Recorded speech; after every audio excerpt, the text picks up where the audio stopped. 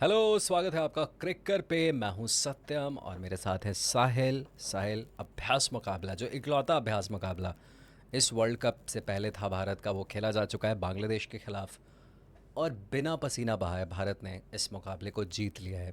Toss जीता भारत ने और उन्होंने पहले बैटिंग करने का फैसला किया और अच्छी बात ये रही कि ऋषभ पंत फॉर्म में आ गए। यस। हार्दिक ऋषभ पांड्या। पंत फॉर्म में थे, बट वो इंडिया के लिए इतने समय बाद खेल रहे जी। हैं तो यू नेवर नो। बट उनकी तरफ से 50 और 30-50, अब बाकी का मुकाबला देखिए तो in the context of the match 30-50 थी उनकी। और एंड में हार्दिक पांड्या का जो टच था, यप। जो फिनिश पूरे सीज़न के दौरान मुंबई मिस करती रही। जी।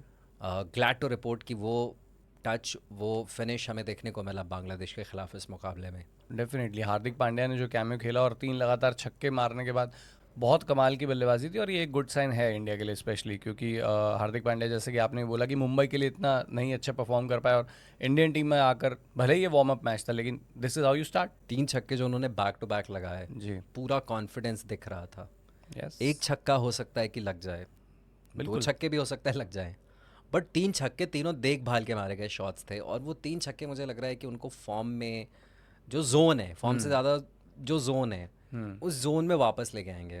पंत की बैटिंग की भी बात करनी पड़ेगी। हाँ। मतलब आईपीएल में जो हमने देखा था तो उससे जो उम्मीद हम लगा रहे थे, हम्म। प्रैक्टिस मैच है जो भी है, बट आज बिल्कुल कहीं से कोई कमी उनकी बैटिंग में हमें देखने को नहीं मिली। जबकि पांड्या और पंत को आप हटा दें तो बाकी सब लोग कहीं ना कहीं स्ट्रगल करते नजर आए आपको। हाँ बिल्कुल। और आप शिवम दुबे को देखिए ना, वो कितना ज़्यादा स्ट्रगल करते हुए नजर आए थे और मतलब दो लगातार उन्होंने कैचेस भी कोशिश उनके की। ड्रॉप हुए थे। बिल्कुल। शिवम दुबे के 2 कैचेस ड्रॉप हुए हैं, उसके बावजूद रनर बॉल से धीमी पारी उनकी एंड में यस। रही है। तो इससे भी आपको समझ में आना चाहिए कि जो बैट्समैन आज चले हैं, हम्म। वो मतलब ऐसा नहीं कि सभी चल रहे थे तो ये भी चल गए। बिल्कुल। बाकी लोगों को दिक्कत हुई है बैटिंग करने में, वहाँ इन्होंने, हम्म। पांड्या और पंत ने हम्म। अच्छा काम किया है। बिल्कुल इन्हीं के बदौलत इतना स्कोर पहुंच पाया वरना शायद ये स्कोर 150 भी ना पहुंचता। नहीं पहुँचता, यस। तो डेफिनेटली फिर एक चांस होता बांग्लादेश के पास भी क्योंकि अप्रोच डिफरेंट रहता है जब आपके सामने 150 का टारगेट हो और 180 हो तो बहुत फ़र्क हो जाता है कि अप्रोच में आपके चेज़ करते हुए। और दूसरा सत्यम कहीं ना कहीं आउटफील्ड थोड़ा सा अलग रहा। पिच पर भी अगर बात करें तो अनइवन बाउंस रहा। कई गेंदें काफ़ी नीची रहीं, कई गेंदें एकदम से एक्स्ट्रा बाउंस भी मिला जिसपे हार्दिक पांड्या लास्ट ओवर में कितना परेशान हुआ। आप लास्ट ओवर में देखें तो 6 रन मुश्किल से बने थे इंडिया के लिए। तो वो भी एक सवाल ज़रूर है लेकिन अगर आपको इस तरह की पिचेस मिल रही तो आज इनको एक आइडिया मिल गया है कि भाई क्या अप्रोच रखना है अगले मैचेस में, चाहे वो बांग्लादेश के लिए हो चाहे इंडिया के लिए हो या किसी भी और टीम के लिए। मुझे ऐसा भी लगता है कि जो एक्चुअल मैचेस होंगे उनमें पिचेस बेटर होंगे। होपफुली। लेकिन अगर ऐसी पिच भी होती है तो ऐसे पिचों पे इंडिया की टीम तो भैया बहुत बढ़िया काम करती है। बिल्कुल। I will have no complaints अगर साहिल इन्हीं पिचों पे हाँ। इंडिया के मैचेस हों यूएस में जो होने वाले हैं। यस। बिल्कुल। क्योंकि ये 180 190 वाले जो मैचेस होते हैं उनमें इंडिया बहुत बाप है। हाँ। जो पूरी बैटिंग आप देखें, स्पेशली टॉप ऑर्डर आपका, रोहित और कोहली दोनों मतलब पसंद करेंगे इस तरीके के मुकाबले। बिल्कुल। जो दो आपके की बैट्समैन हैं उनको इन मैचेस में बहुत मज़ा आएगा। तो मुझे नहीं लगता कि हमें बहुत ज़्यादा चिंता करनी चाहिए अगर यही पिचेस होने वाली हैं। तो I think India is in a good spot. अगर सारे खिलाड़ी जो उनसे एक्सपेक्टेड है वो डिलीवर करने लग जाएंगे तो इन पिचेस पे भी इंडिया अच्छी खासी बैटिंग कर रहा होगा और अच्छे खासे स्कोर्स बन रहे होंगे। बिल्कुल यार बिल्कुल। और हम तो यही उम्मीद करेंगे ऐसा ही हो और जितनी बेहतर भी हो पिचेस उतना तो इंडिया के लिए अच्छा है ही। पर आप जैसे कह रहे हैं कि इस पिच पर भी जिस इस तरह से स्कोर बन गया, जबकि सूर्य कुमार यादव ने भी एक अच्छा नॉक खेला है 18 गेंदों पे 31 रन का।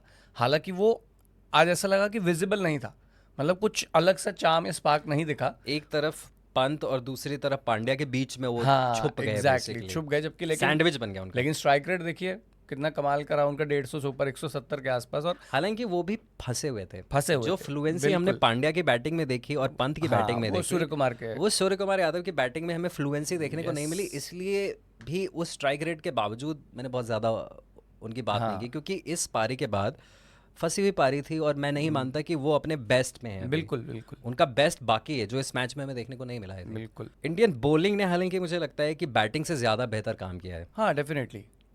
ये तो है बात। आप देखिए स्टार्टिंग में अर्शदीप सिंह ने जो आज गेंदबाजी दिखाई है, कमाल की गेंदबाजी करी है अर्शदीप सिंह ने भी। और जो उनको स्विंग शुरुआत में मिल रही थी यार उसका तो वो तो लाजवाब थी पहले मतलब। 2 ओवरों में 2 विकेटें ली उन्होंने। बिल्कुल। और स्विंग से बीट किया दोनों बार जब विकेट लिया उन्होंने, एक कॉट बिहाइंड और एक बोल्ड। बहुत कमाल की। तो ये एक स्पेशली साइन जो बोल्ड था ना दाएं हाथ के बल्लेबाज बहुत को, बढ़िया, वो काइंड ऑफ बहुत ही अनप्लेएबल। बहुत ही कमाल की गेंद थी वो। यस। हालांकि मैं चाहूंगा कि सिराज भी फॉर्म में आ जाएं, हाँ लेकिन आज जो मैंने देखा साहिल इस प्रैक्टिस मैच में, जी। मेरे टॉप 2 बॉलर्स बुमराह, तेज गेंदबाज बुमराह और अर्शदीप ही हैं। और मुझे और लगता है अर्शदीप में मेरा कॉन्फिडेंस और बढ़ा है इस परफॉर्मेंस के बिल्कुल, बाद। और मुझे लगता है सत्यम कि इंडियन टीम शायद अर्शदीप को सभी मैचेस में खिलाएंगे। एक्स्ट्रा फैक्टर ये है कि वो बाएं हाथ के गेंदबाज है। बिल्कुल सही बात है, क्योंकि अगर आपको 2 पेसर ही खिलाने हैं हाँ तो आप दोनों दाएं हाथ के शायद नहीं खिलाना चाहेंगे, बिल्कुल। आप एक बाएं हाथ का खिलाना चाहेंगे। और यस। आपको अब ज़्यादा दिक्कत भी नहीं होगी, क्योंकि क्लियरली सिराज से बेटर हम्म।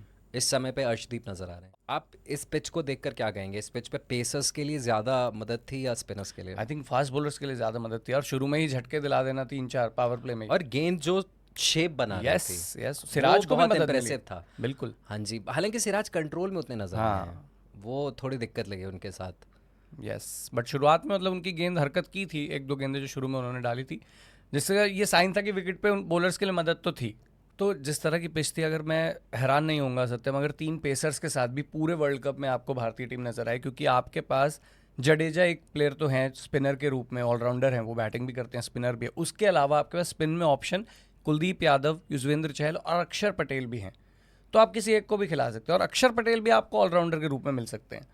तो वो अब डिपेंड करता है कि आप 3 फास्ट बॉलर्स अगर लेके चलते हैं तो एक मेन बॉलर आप ले लीजिए, भले मान लीजिए कुलदीप यादव, तो उसके अलावा जडेजा है आपके पास। ये यूएस में मे बी इन पिचेस की वजह से जी। टीम का कॉम्बिनेशन हो सकता है कि तीनों पेसर्स आप खिलाएं, लेकिन जब आप यूएस जाएंगे तो वहाँ हर जगह आपको फ्लैट विकेट नहीं मिलने वाले हैं। तो वहाँ वैसी विकेटें होंगी जहाँ आपको 2 पेसर में भी खेलते हुए नजर आएंगे। और वैसे भी पेसर्स हैं तो आप बैक टू बैक तीनों पेसर्स लगातार खिलाते रहेंगे। जी।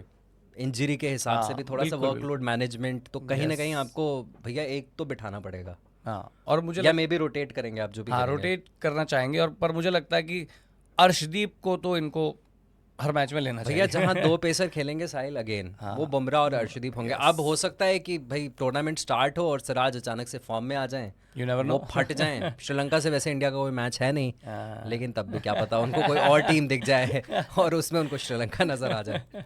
साहिल, हालांकि प्रैक्टिस मैच था या एंड जो भी प्लेइंग कॉम्पोजिशन ट्राई किया गया उसमें हम बहुत ज़्यादा घुसेंगे नहीं, क्योंकि वो कोई संकेत नहीं है कि जब आयरलैंड के खिलाफ आप पहला मुकाबला खेलेंगे या पाकिस्तान के खिलाफ दूसरा मुकाबला खेलेंगे तो क्या प्लेइंग 11 होगा। लेकिन तब भी आपको क्या लगता है जायसवाल को इस मैच में ट्राई न करना, क्या हो सकता है इसके पीछे कारण? जायसवाल आपको खेलते नजर आ भी सकते हैं, और हो सकता है अगर वो इसी मैच के अकॉर्डिंग चले तो क्या पता ना भी खेलें, और ना खेलें तो जैसे हम चर्चा कर भी रहे थे सत्यम, तो विराट कोहली ओपन करते हुए भी नजर आ सकते हैं।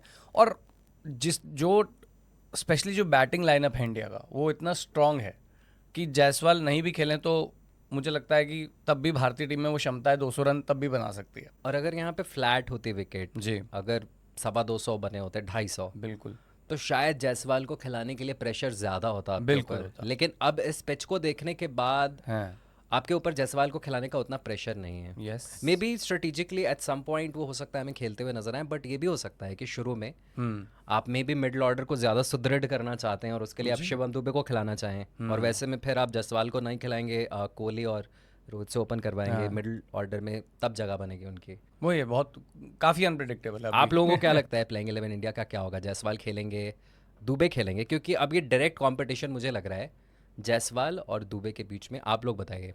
कूल, तो इस एपिसोड में इतना ही। आई होप आप लोगों को हमारा फर्स्ट एवर रिव्यू शो अच्छा लगा होगा। मिलेंगे अब आप लोगों से 3 तारीख को, जब साउथ अफ्रीका और श्रीलंका का मुकाबला होगा भारतीय समय अनुसार शाम 8 बजे। यस। तब तक के लिए अपना ख्याल रखिए, जुड़ गया हमारे साथ तब। और जो भी मुकाबले हम कवर कर रहे हैं उन मुकाबलों के बाद ये रिव्यू वाले वीडियोस भी आते रहेंगे, तो चैनल को सब्सक्राइब करके बेल आइकॉन दबाना बिल्कुल मत भूलिए और अपना ख्याल रखिए। Bye bye.